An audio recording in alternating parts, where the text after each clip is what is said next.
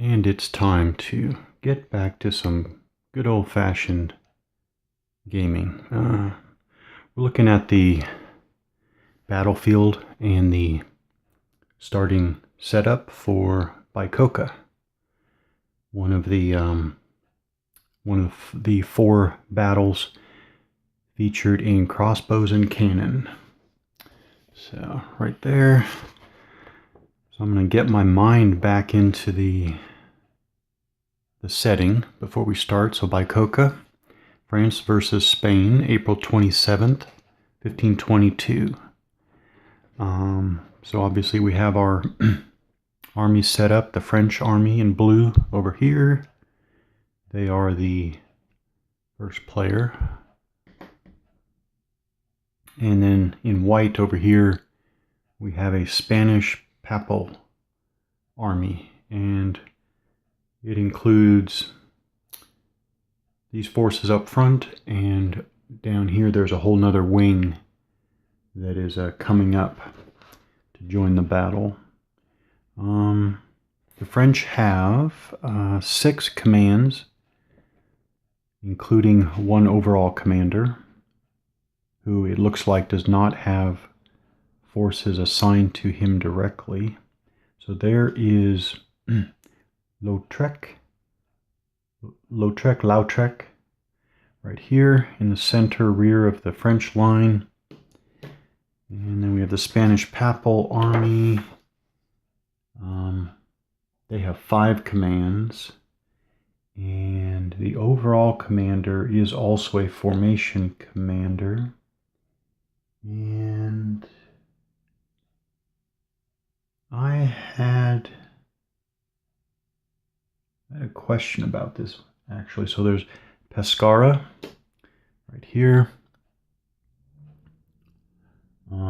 There's Colonna right here. There's Frunsburg right here. Leyva, or Liva, probably Liva, here in reserve, or here.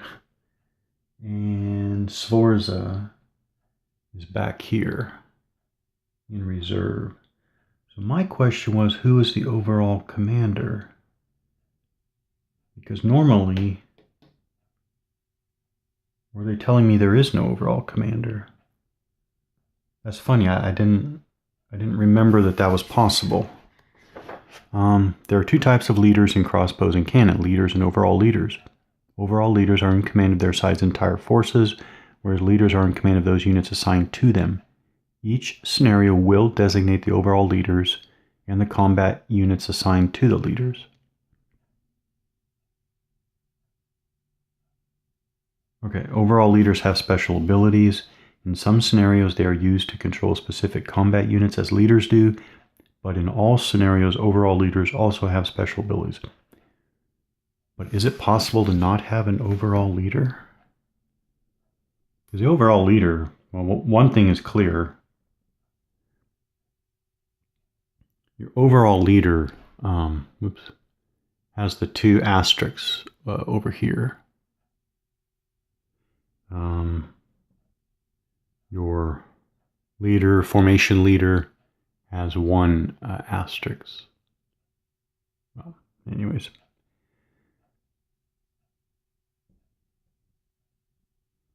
And there is no Spanish Papal leader with 2 asterisks.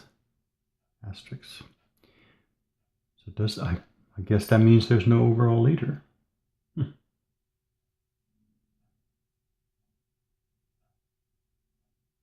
Yeah, again, I don't remember in the series playing with no overall leader, but we'll just play it as no overall leader, so there are no leaders on the Spanish. Oh, maybe that's why there's no overall leader, because it is a combined Spanish Papal army. Maybe they couldn't decide on an overall leader. I'll assume that. So I guess the Spanish Papal side just doesn't get those overall leader capabilities. Okay. All right. So those are the forces. The other thing about the Bicocca battle scenario is that it has no special rules. Yeah, no special rules. The French player moves first, and we have our two victory condition tables there that we will look at when we start using them. I think that's it. That's one of the reasons why I chose Bicocca. I thought we could just jump right in. Let's look at the battlefield now. You're looking at most of the battlefield. This is half of a standard map sheet. Basically, the terrain that's in play. This swamp up here goes to the edge of the map on the top here. So that's definitely a barrier for the French on their right. So what does swamp do? Yeah, swamp. Swamp. Marsh or swamp. Typo there. We're not allowed. Well, that is definitely a barrier. Not allowed. I didn't realize it was not allowed. I thought there was just going to be significant hindrance, especially to cavalry, but no, that's not allowed. Okay. Well, that is a wall because, again, it goes to the top of the map sheet here. Huh. All right, next we have this, it says manor house. Right here, there's a hill. Manor house by Cocos, I think. All right, so here's a manor house. We definitely need to figure that. Figure the game effects of that, which is, what is that? Maybe it's just out of play. Or is it just, maybe it's just for decoration. That's interesting. Or is it considered a fort? Isn't that interesting? Over here on the map side, you have your little terrain key, but I actually don't see that terrain mentioned. Okay, we have clear level 1, clear level 2. So we know that this is a little knoll here. That's what that ochre brown color is. We have main road. So this is the main road over here. The brown there, main road. We have secondary roads. That's the yellow, smaller. There's one that comes here, the yellow line. That is the secondary road. We have the sunken road. So we have a secondary road that travels through a sunken stretch here. There. We have the swamp. We have the ditch. Okay, this on 3 sides of this center rectangular area. So this is a ditch. And the ditch has these openings. And then slope, obviously. There's some slope there. And that's it. How funny. Does the manor house... Maybe that is somewhere in errata. All right, not going to let that stop us. So we have that rise there with the manor house. Like I said before, what dominates the battlefield is this rectangular area in the center, bounded on 3 sides by the ditch, on the 4th side by the sunken road. That's basically it. And then over here is this main road, which includes the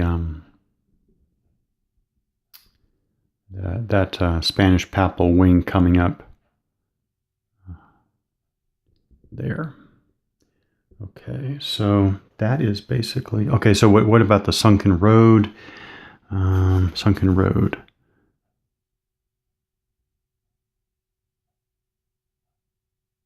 Oh, well, the sunken road is just...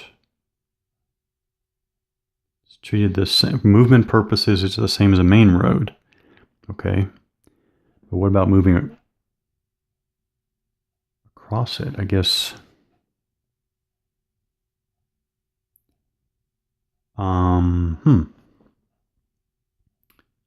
So that's weird. You know, that is weird because Sunken Road has the exact same values as a main road, and yet the road that goes through it is clearly a secondary road.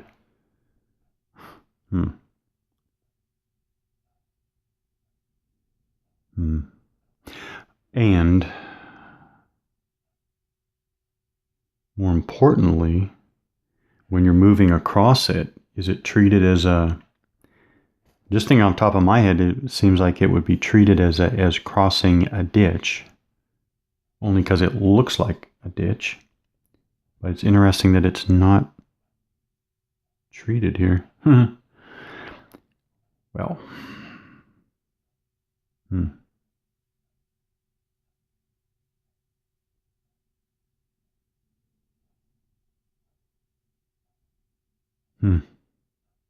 All right. Wait a minute. Ditches are hex side terrain. Sunken Road is clearly not hex side terrain. So...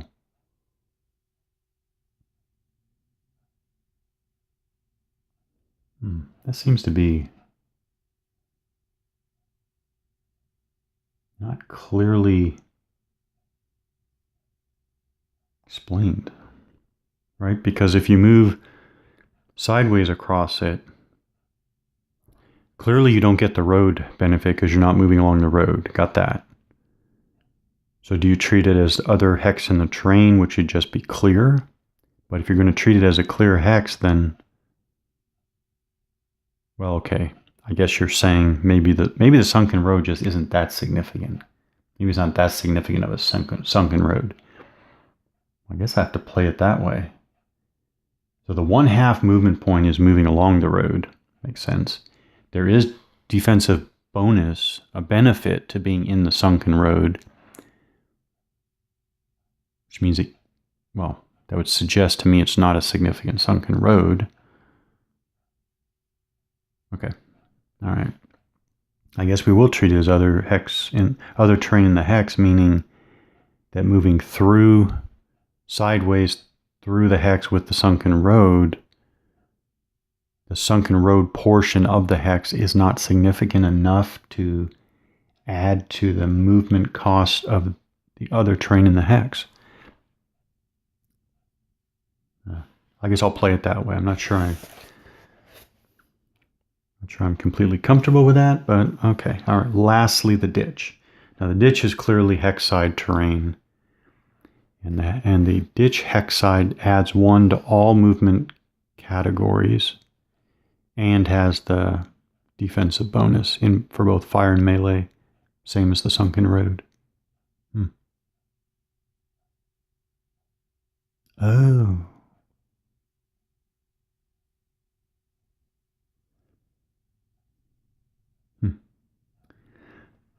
For a moment there, I thought these might be palisade hex sides, but maybe not. Maybe that doesn't sound right. Okay. All right. It seems impossible to start a Rob Markham Royalist and Roundheads game without some stumbles. These are the type of games where you cannot expect things to be airtight, and if you want to play it, you just got to push through. So, and do the best you can. All right, so let's look at these unit types. What are the unit types we're dealing with here? We have, this is light cavalry here.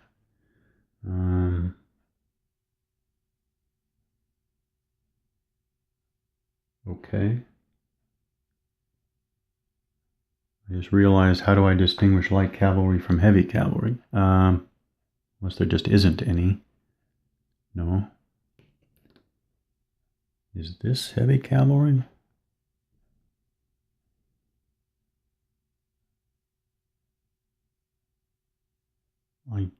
Is it?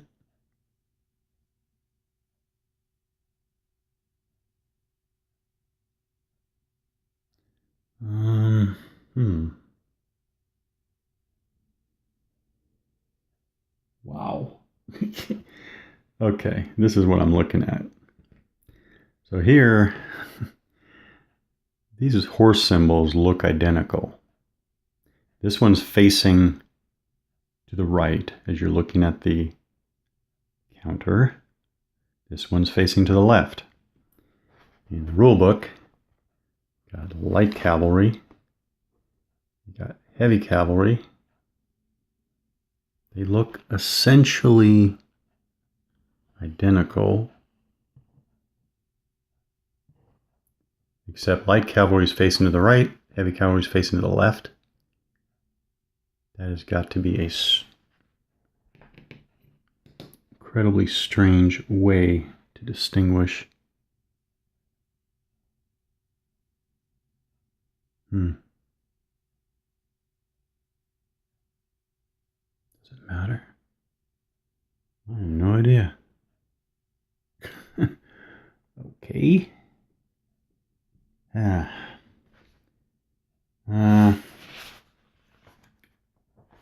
then we have Stradiots, and we have mounted crossbow, and we have mounted arquebusiers, and we have genitors. Those ones are all of those are easy to distinguish because they have letter designation. So that is a mounted arquebusier.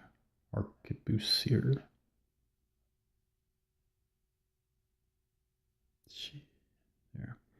That's easy because it has the AR. Okay. Oh, that's funny. Oh no, there it is. Mounted arquebusiers. All right. Okay. All right, so we do have various types here. Still, I'm not sure about light and heavy cavalry. Does it make a difference? I can't even remember if...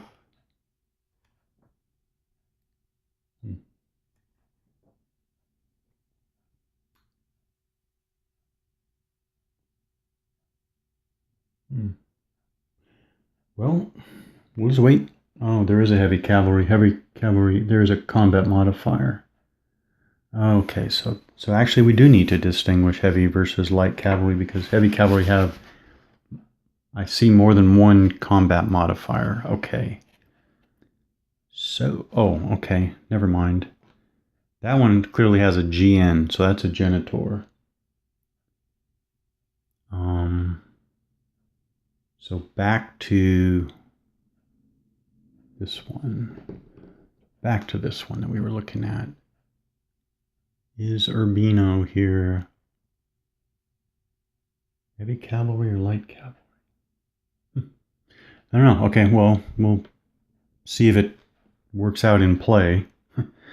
So otherwise we have our infantry like here. Infantry. So,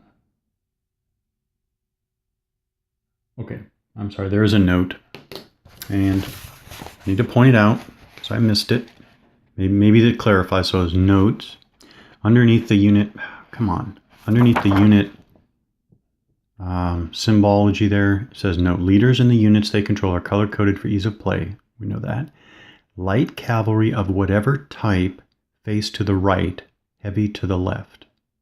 So it is the facing. Okay, well, at least it's clarified. Interesting idea, but all right, so we'll just go ahead and assume that all of these units with the white or no coloring are all, including these ones over here on the French side, they are the, the skirmishers. They do behave differently. They don't follow formation commands, etc., etc. So we have our infantry here. Do we have any crossbows? Yeah, we have a bunch of French crossbows. Crossbows back here, right there. Large formation of French crossbows. Artillery, yes. We have French artillery here in the center. The army commander. And the Spanish Pap will have some artillery there and some artillery over here. All right, those are the main unit types involved. By the way, unlike other some of the other games in the Royalists and Roundhead series, this game uses. Well, I'm out of practice with my camera work. This is horrible. On the side here, Crossbows and Cannon uses a side display where you use the little command chit to mark the current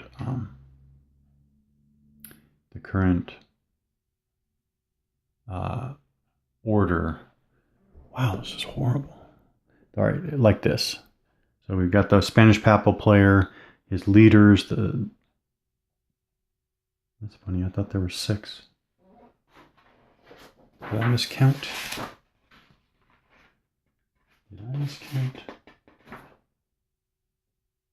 Oh, okay, I did miscount. All right, it is 5.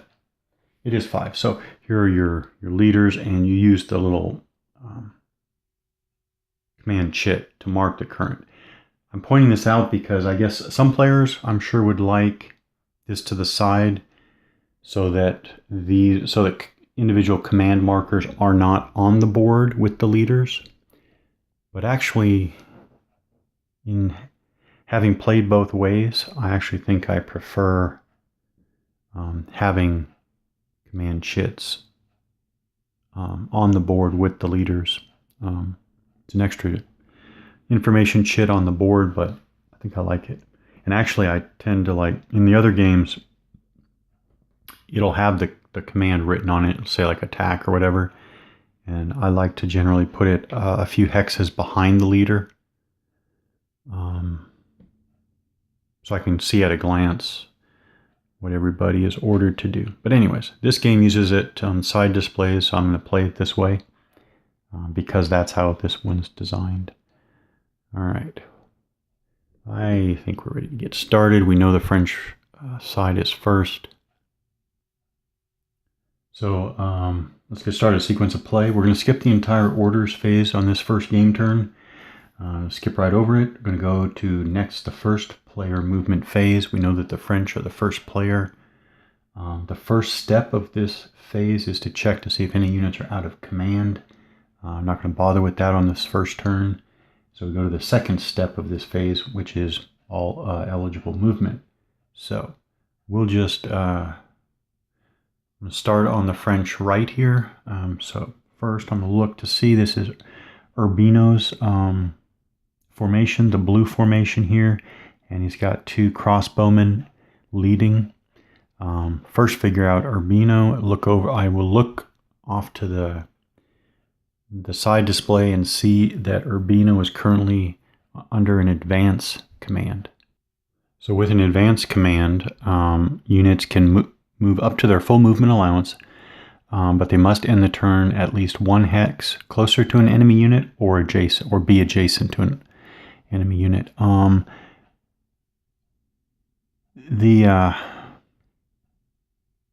The movement factors are bottom right. So this heavy cavalry unit has a movement movement allowance of 6, lower right. Okay.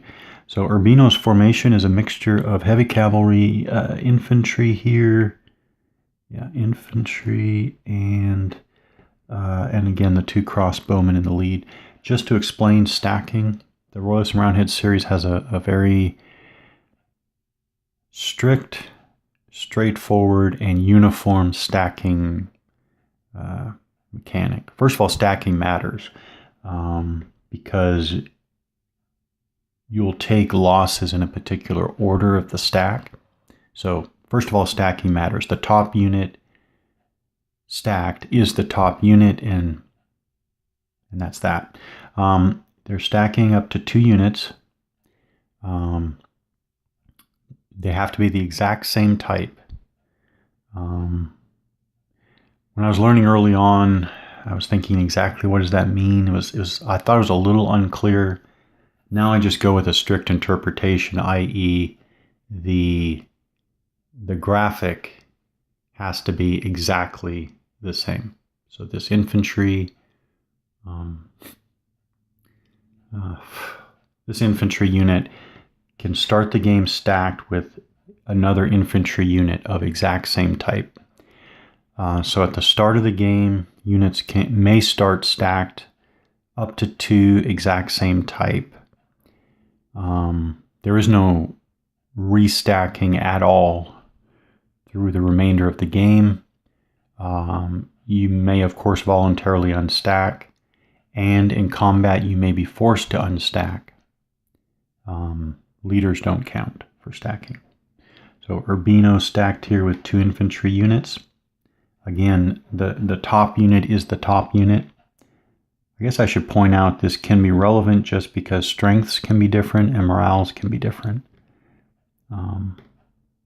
But anyways, they're identical in this particular case. All right, so movement.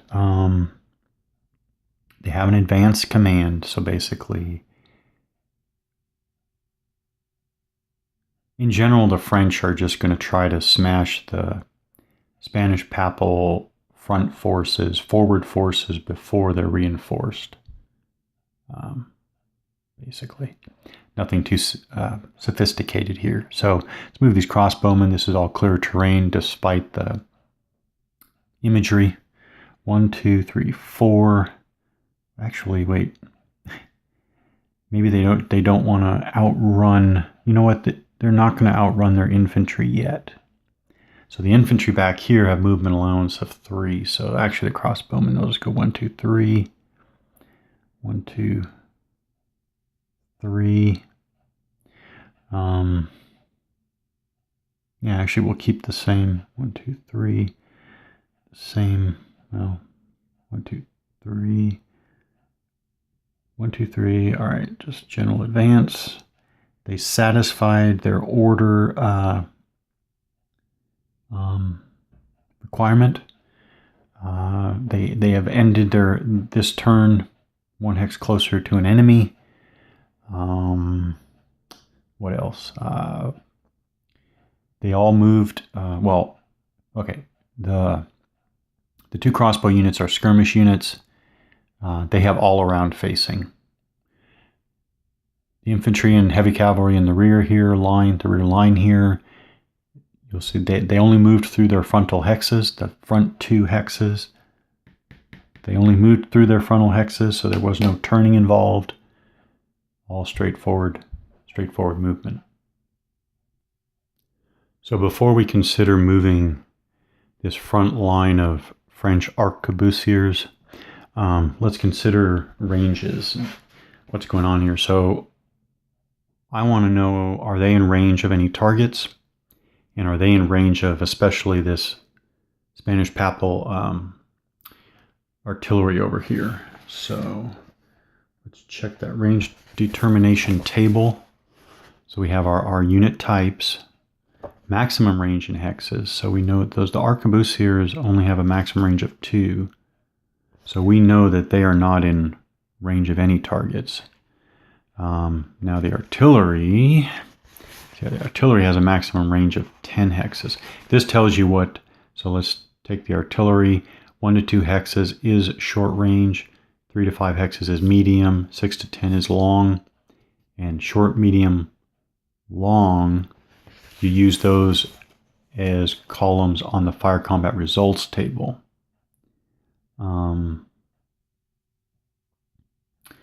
What's unusual here is that like the light cavalry has a range of 1, but the 1 is resolved as medium.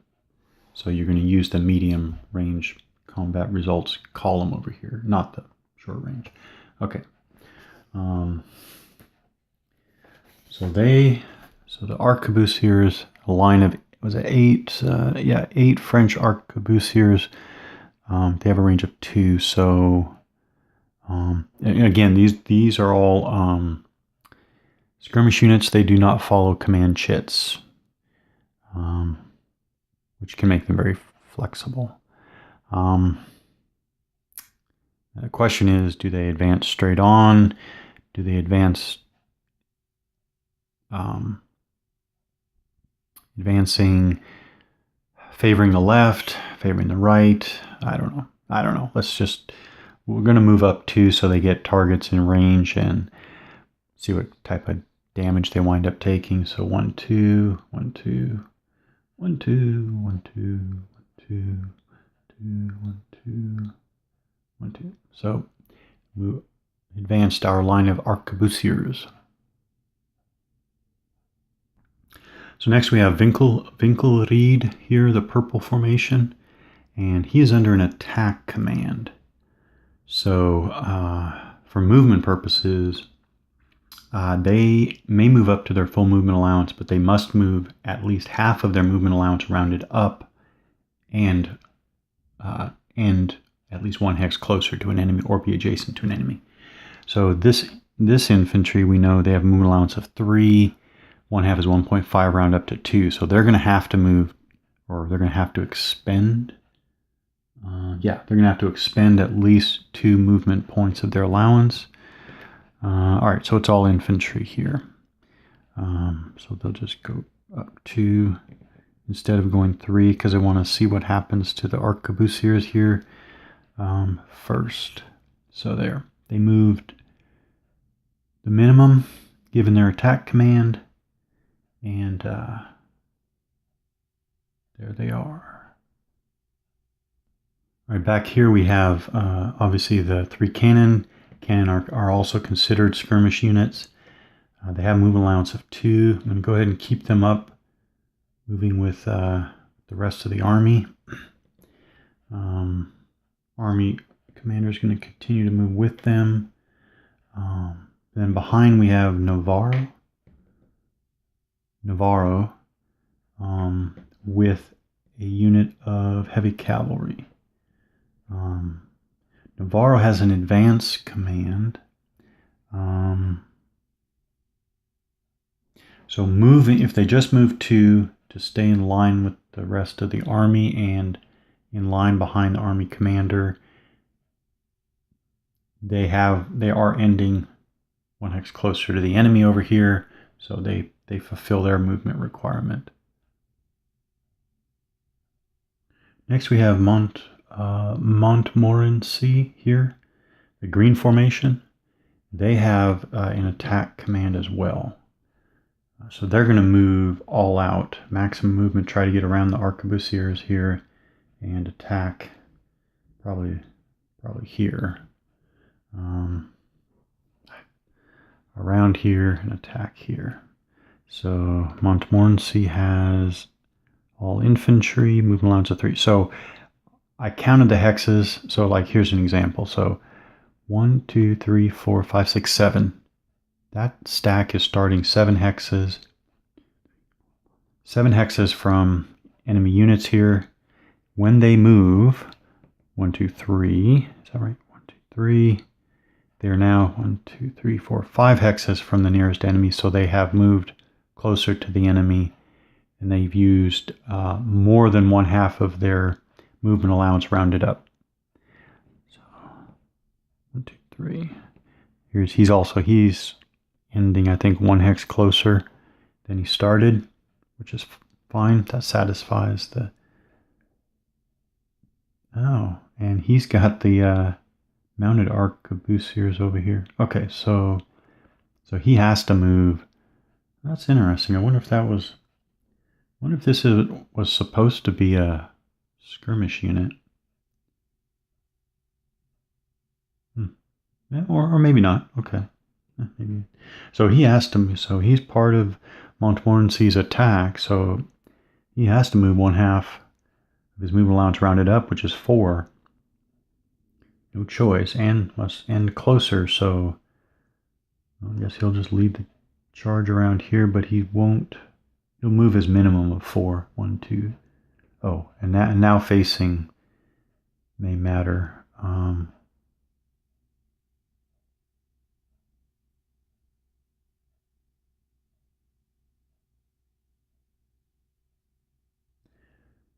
Let's start. We'll just move through frontal hexes this turn. 1, 2, 3, 4. No facing changes. Move through frontal hexes. No issue. All right. Back here we got a bunch of, these French crossbowmen. We'll try to get them. Well, let's see what order Lescun has an advance order. Well, they're going to have to... Actually, they could move their full... So the crossbowmen might be able to get around here. Let's move Lescun first. 1, 2, 3, 4, 5, 6. Heavy cavalry there. 1, 2, 3, 4, 5, 6. 1, 2, 3, 4, 5, 6.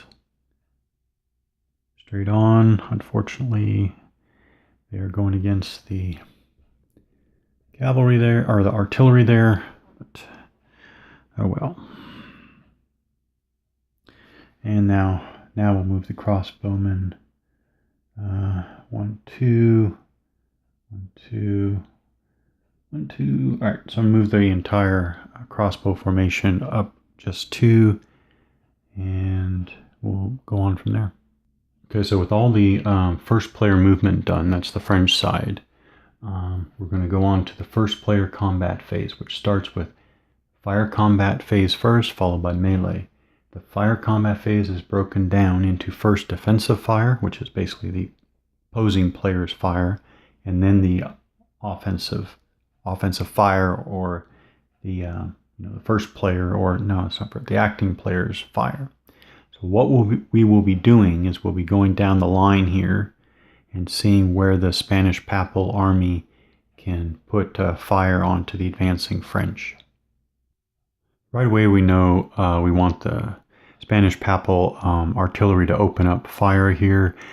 In general, I think I want them to concentrate fire on the end of the French arquebusier line here, try to drive it back, if for no other reason than to get it away from the artillery. The sunken road I don't think is going to influence any type of line of sight. First thing is, do they have to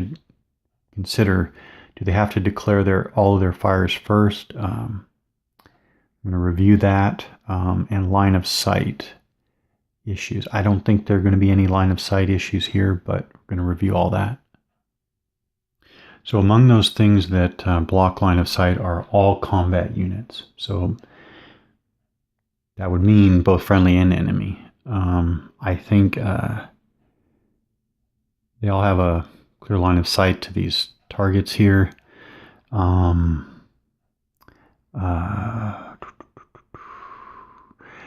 Now, combat units may only fire through their 2 frontal hexes,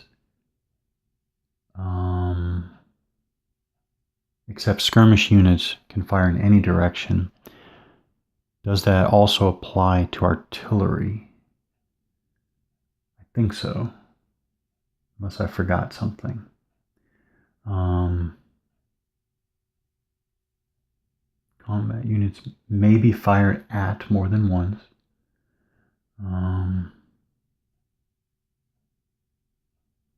Each unit fires separately. So this is where I thought that you have to triangulate the rules. So each unit fires separately. Each unit may fire once. A target may be fired on more than once. But, very important, like as these artillery units fire on this end unit, that end unit can only be forced to take 1 morale check for this fire phase, if I remember correctly. So,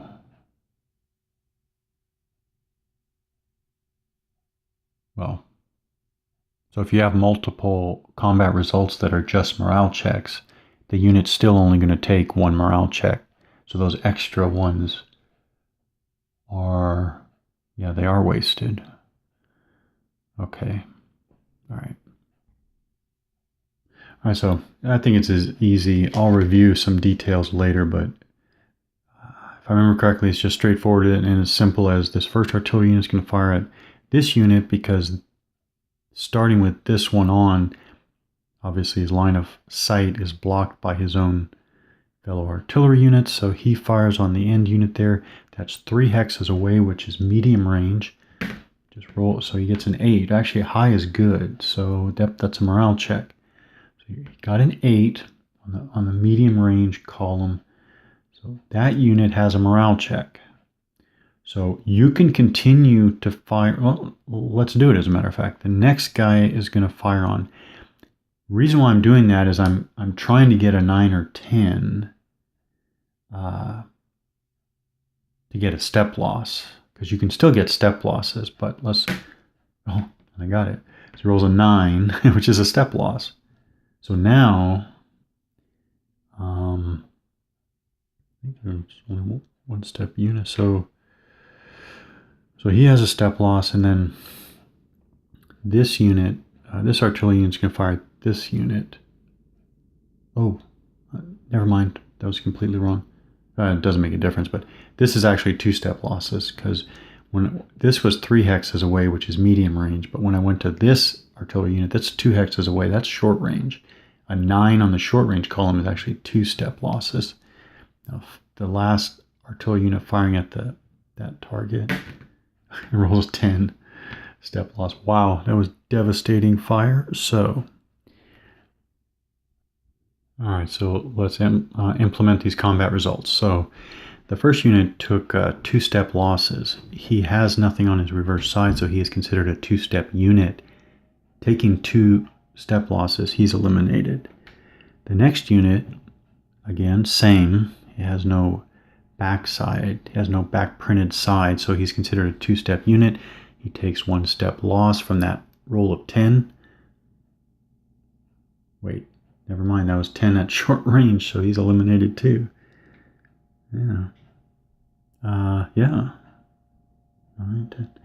Yeah. Okay. Wow, that was devastating. Knocked out 2 French arquebusier units right away. All right, I'm gonna wrap up this video now.